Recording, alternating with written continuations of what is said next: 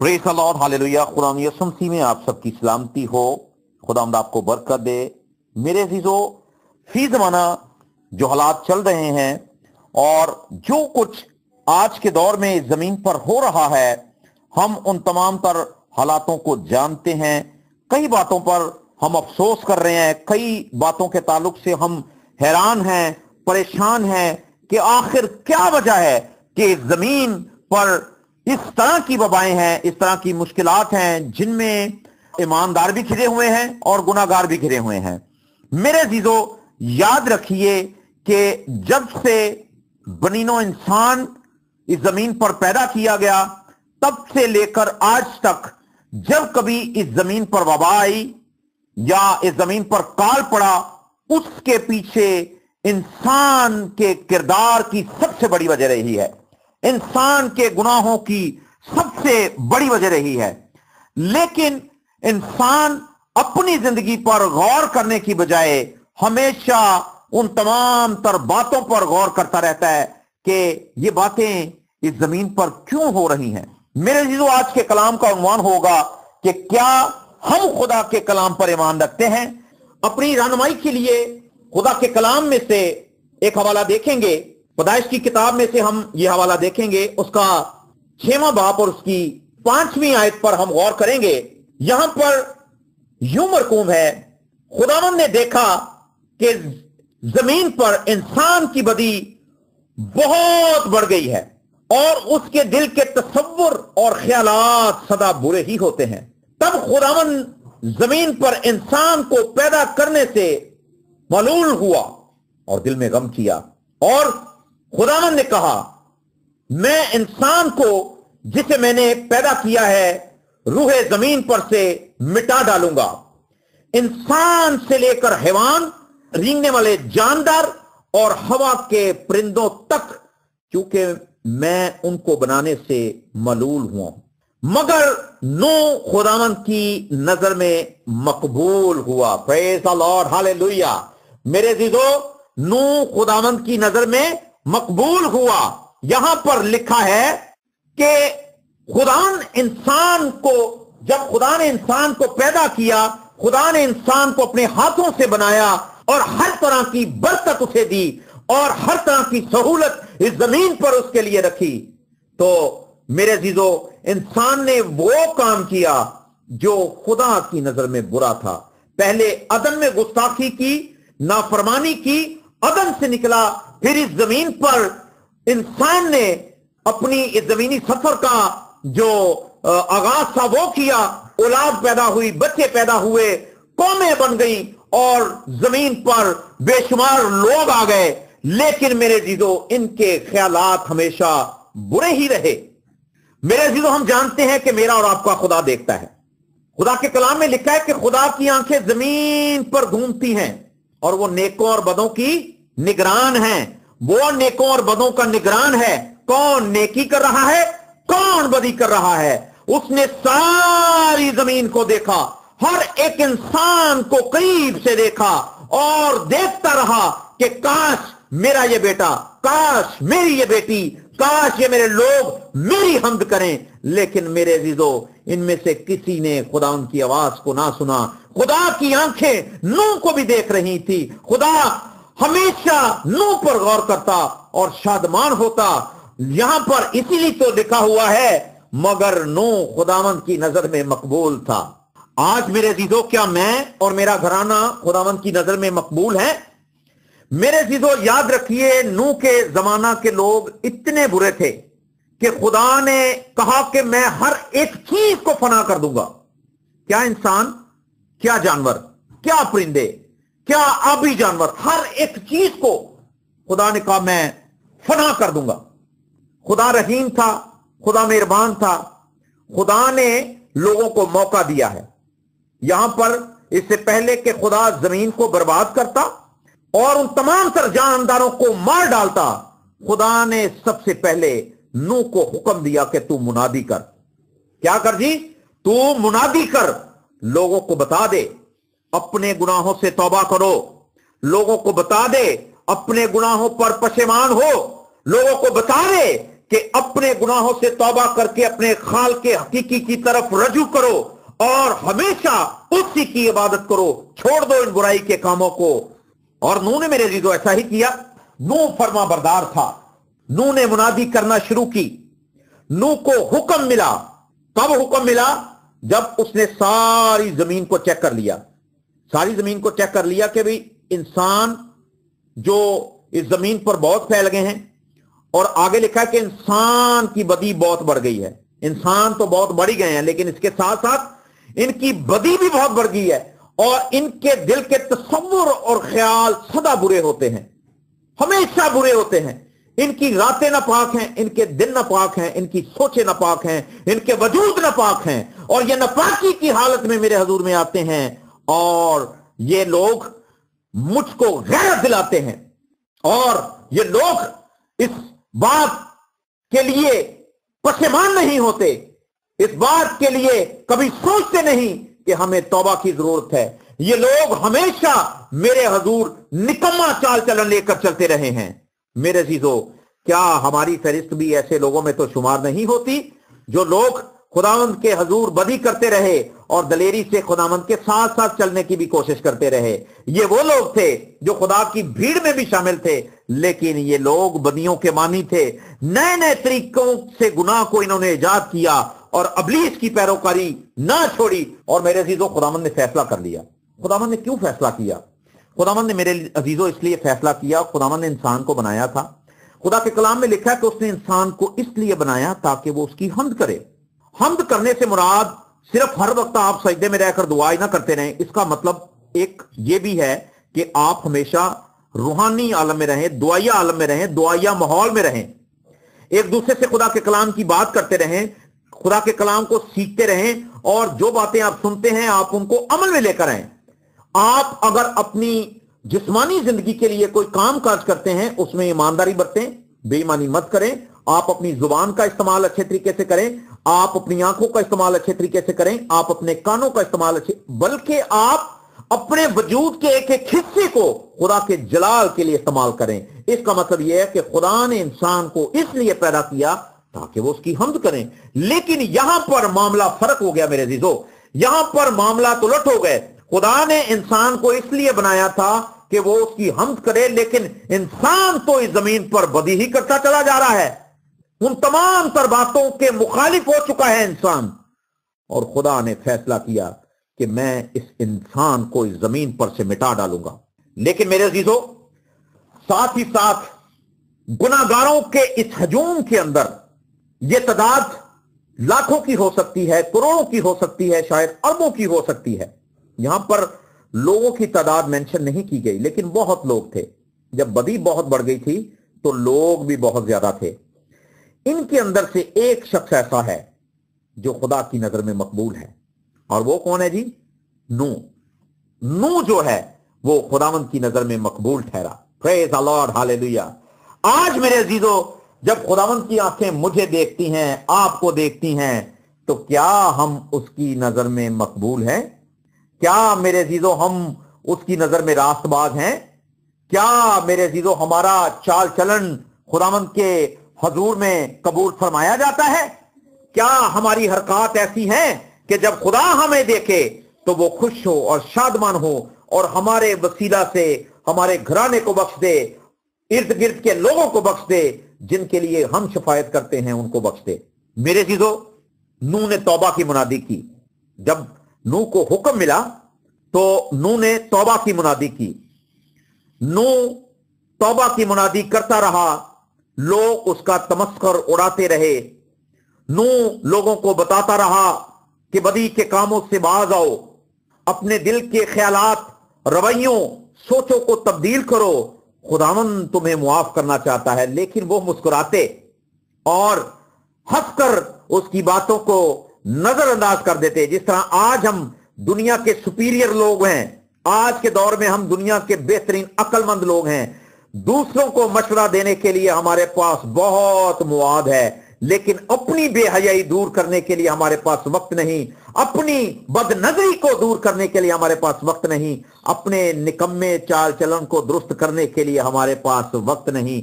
खुदावंद ने नूह से कहा, मुनादी कर और इन लोगों को बता दे, अगर तुम बाज नहीं आओगे तो तुम हलाक कर दिए जाओगे।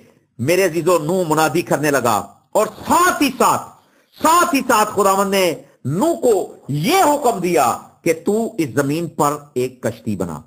मेरे अजीजों, ये वो दौर था जो जहालत का दौर था। आज तो बड़ी अक्लमंदी का दौर है। ये वो दौर था जो बुत परस्ती का दौर था, लेकिन आज तो कहते हैं बड़ी रोशनी है, हर तरफ रोशनी है भाई, हर घर च कलाम पढ़ा जाता है। लेकिन मेरे अजीजों, क्या कलाम पढ़ने के साथ साथ हम किसी बात पर अमल भी करते हैं?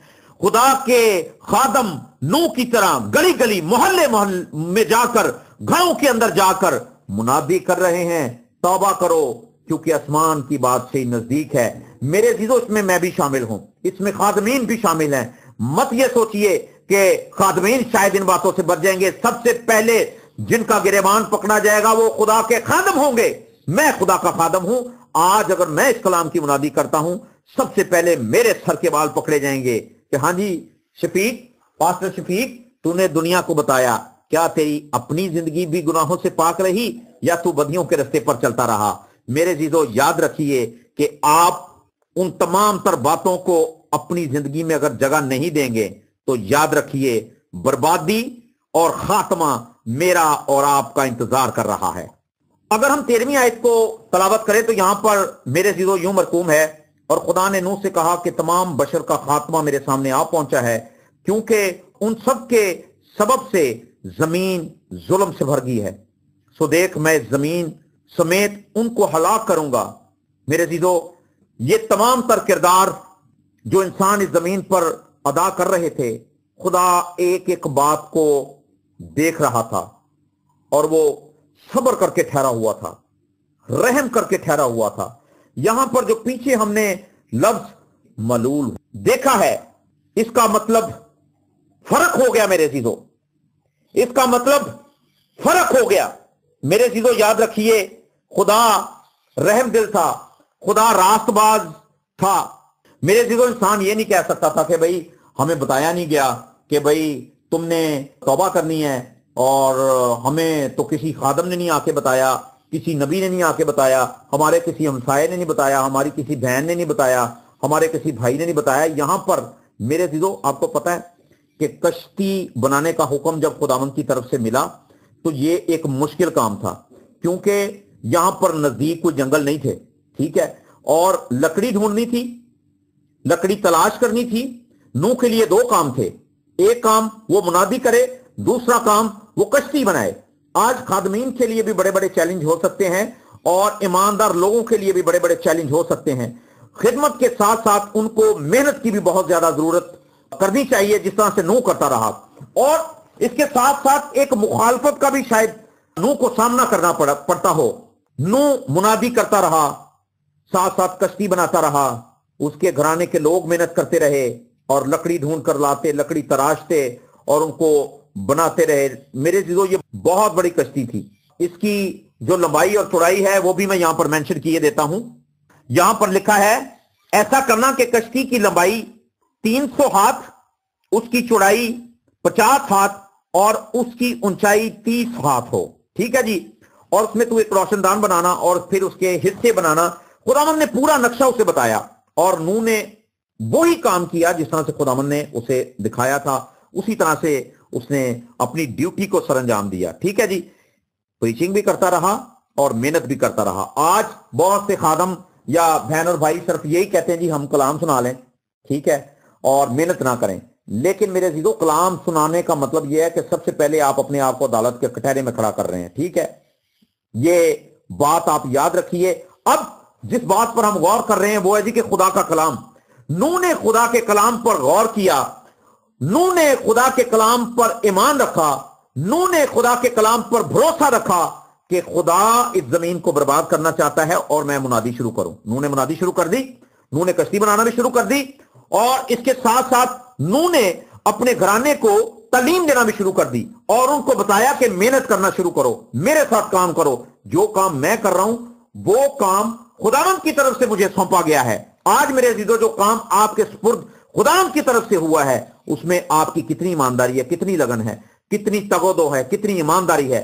आप नेक निष्ठा से اس کام کو سر انجام دے رہے ہو، یا مشہور ہونے کے لیے، بہت سے لوگ پیسہ کمانے کے لیے، بہت سے لوگ مشہور ہونے کے لیے، بہت سے لوگ جناب لوگوں کی توجہ صرف اپنی طرف کرنے کے لیے اس کام کو آگے لے کر جا رہے ہیں۔ بہت مشکل کام تھا نوح کے لیے۔ نوح منادی کرتا رہا، اور یہ منادی میرے عزیزو 120 سال چلی۔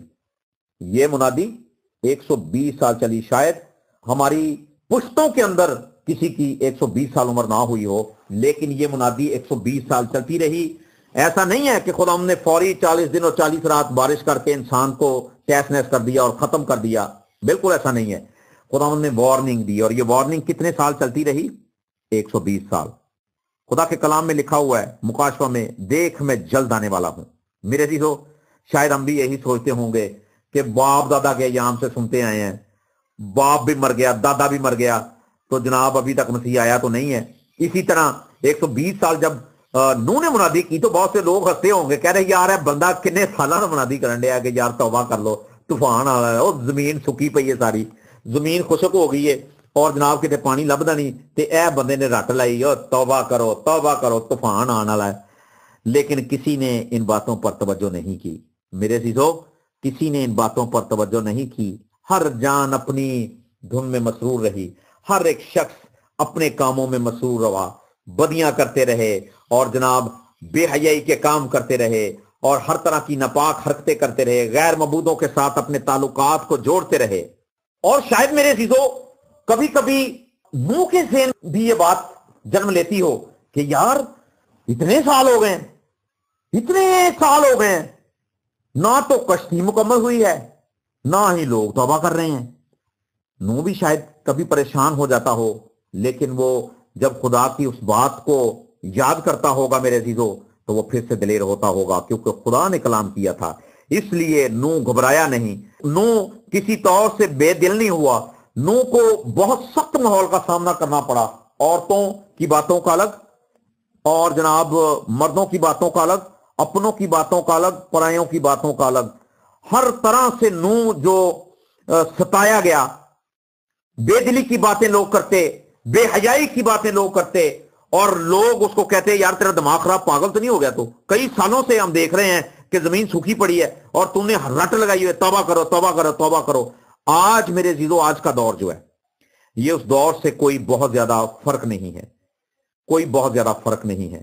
آج کے دور میں بے حیائی بڑے عروج پر ہے، شہوت پرستی بڑے عروج پر ہے، بدکاری بڑے عروج پر ہے، لیکن کیا میرے عزیزو ہماری غیرت نوح کی طرح جاگی ہے؟